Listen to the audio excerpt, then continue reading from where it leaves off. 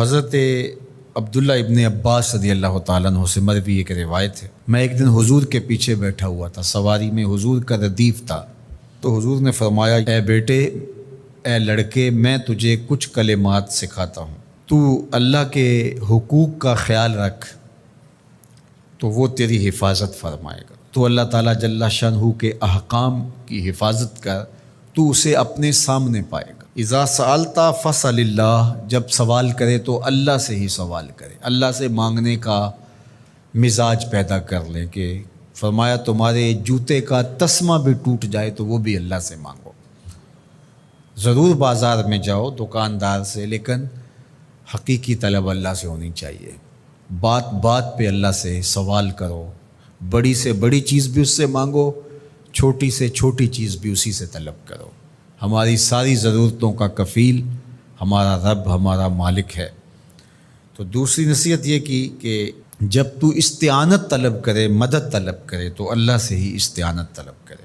وعلم، اور جان کہ اگر ساری امت، سارے لوگ، پوری قوم جمع ہو کے تمہیں فائدہ پہنچانے کی کوشش میں لگ جائیں تو تمہیں وہی فائدہ پہنچا سکتے ہیں جو تیرے لیے تیرے رب نے لکھا ہے۔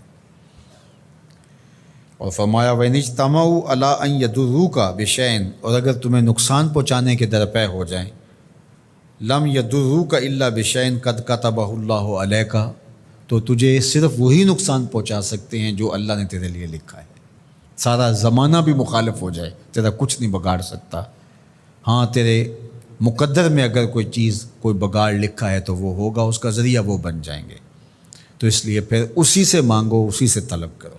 رفعت الاقلام وجفت الصحف، جو لکھنا تھا اللہ نے لکھ دیا، لکھنے کے بعد قلم اٹھا لیا گیا اور جن صحیفوں پہ لکھا تھا وہ خشک ہو گئے، اب کتابیں بند ہیں۔ تو اس لیے اس نے تیرے لیے جو لکھا ہے وہ ہو کے رہے گا، تو خام خواہ لوگوں سے ڈرنے کی ضرورت نہیں ہے، اور تیرا فائدہ، تیرا نقصان اسی کے دستے قدرت میں ہے، تو اسی سے طلب کر، اسی سے مانگ۔ اور فرمایا تو اللہ تعالیٰ جل شانہ کو رخاء میں، خوشحالی میں یاد کر، یعرفک فی الشدہ، وہ تجھے مشکل میں پہچانے گا۔ یعنی جو شخص خوشحالی کے دور میں اس کے پاس دولت ہے، صحت ہے، تو اللہ تعالیٰ کو فراموش نہیں کرتا، اللہ اس کی بدحالی کے زمانے میں اس کو فراموش نہیں کرتا۔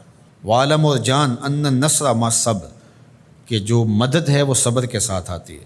وان الفرج مع الکرب، اور کشادگی جو ہے وہ مشکل کے ساتھ آتی ہے۔